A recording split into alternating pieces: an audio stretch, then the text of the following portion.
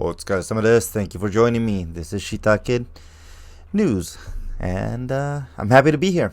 The hour is 3:39 a.m. Year of our Lord, 2020. Today we got just two subjects I want to go over. Super Tuesday. For me, it's Wednesday, so Super Tuesday should be getting started back home. It's a ton of delegates up for grab, and everyone who was a weak link pretty much dropped out. And all of them supported Biden. Biden, who's going to be under investigation soon, at least his son is not really the ideal candidate for many reasons. But I digress. Right now, Super Tuesday is focused on the delegates. There's a huge amount. There's like 1,200 up for grab, and the big states are in play as well. People are going to be watching them incredibly close, so it's exciting times to be watching the news. The establishment, they want Biden. That he's reliable. He's been on their team for a long time. You know, if you play for the team, if you bat for the team for long enough, they'll support you no matter what. And they're scared of Bernie because Bernie has more of a grassroots support, and I think Bernie's going to get the popular vote. I think he's going to get both. He's going to get the most. He's going to get the most delegates, plus he's going to get the popular vote. But still, I believe Biden is going to win because he's going to get the super delegates on his side. So we'll see how that goes out. But if you do have a chance, go ahead and watch news. The most important part is that you don't let them lie to you. You follow the results as closely as you can. They tend to smudge results or delay them. Even though they have all the numbers tallied up, for some reason they delay them and they change, and that's all I ask. Let it be fair. Let the people speak. If they want Bernie, they can get Bernie. If they want Biden, they can get Biden. But again, Biden's under investigation. At least the Republicans opened up an investigation on him. I'll talk about that tomorrow after Super Tuesday, because a lot of people are saying the investigations only started after Biden won North Carolina. But no, the investigation started when he was down in the polls, when Bernie was way up. It's weird because the polls change so much. It's almost like people aren't voting based on who they like or who follows the same principles. They're voting based on who they think is going to beat Trump. And it's unfortunate to say, but both options look pretty weak in my opinion. I put a few links here as far as where you can follow and where you can see the results, and the betting. As far as betting, there's that everybody bets on everything. Biden is up by like 26 points on everyone else, so Biden seems to be the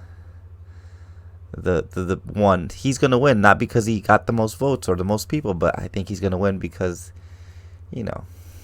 he's the old cat that's been with the Democrats for too long. So, keep an eye on them. Keep them honest. That's all I ask. But it's exciting. I wonder who's going to win on the Republican side. Probably Trump. But once they announce a winner on the Democratic side, there's a lot of speculation that Trump is going to drop Pence. And he's going to pick up Nikki Haley. I don't doubt. I doubt it only because Nikki Haley is kind of a good moral. She's a person of character. I think when Trump chose her to be the UN representative, she told Trump off like, "I'm gonna do it my way. You're not gonna manipulate me." And Trump said, "That's fine. I chose you for that reason." And she did a great job with the UN. Outstanding job. One of the few candidates I really like for the 2024.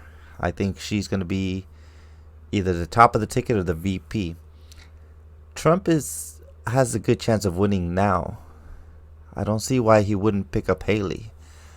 Aside from the fact that Mike Pence has been incredibly loyal.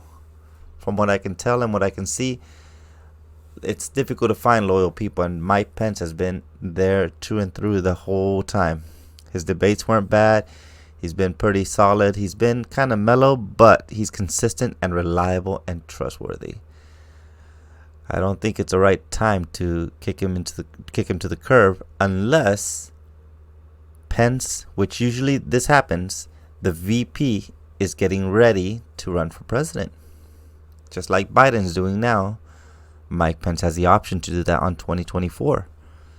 So if he wants to sit back and do a different role while he prepares for his 2024 run, that might not be a bad idea for him to step out of the vice president role and start preparing his campaign, and let Nikki Haley become the first female vice president in history, and let her start building her name up. I actually put her above Ivanka and Trump Jr. As much as I like those two individuals, Nikki Haley's she's as tough as they come. Straight from the hip. She usually speaks pretty honest, blunt. I mean, she stood up in the UN and literally told anyone who votes against us, I would recommend that your budget gets cut. And if the whole UN decides to do this and that, she's going to chastise the whole UN and cut the budget. And that's what she ended up doing. It was like $400 or $600 million.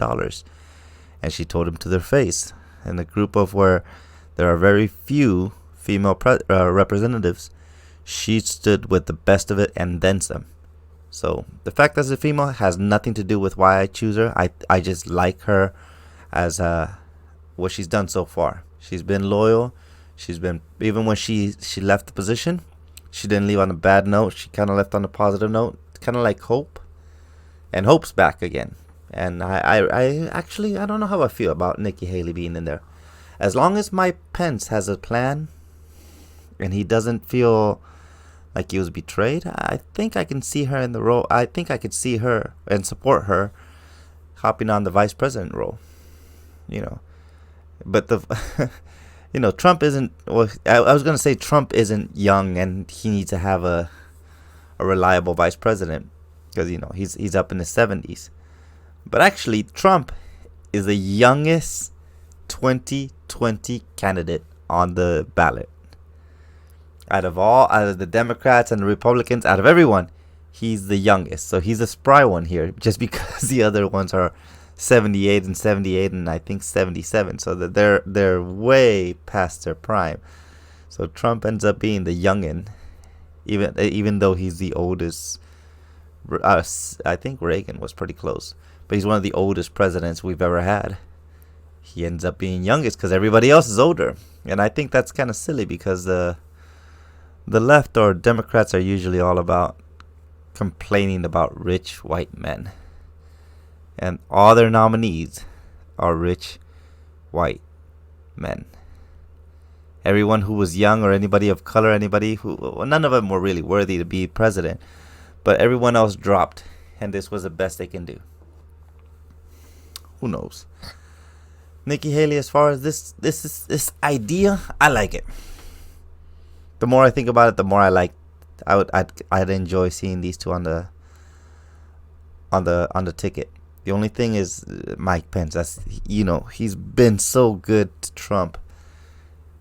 I'd hate to see him get the short end of the stick and get cheated out of another 4 years, because I feel like Trump's gonna coast this one. He's gonna ease right into being the next president, and he's gonna be able to do whatever he wants, and he's gonna have they'll probably try to impeach him again, but even with that coming, I don't think they'll be able to slow him down. He'll probably get another court candidate here soon. Hopefully not. I mean, I hope she stays healthy, but odds are he's gonna get another Supreme Court candidate. Even Thomas is getting older. I think he's 85 or something like that. So even he's gonna eventually start considering stepping down. So he might get two.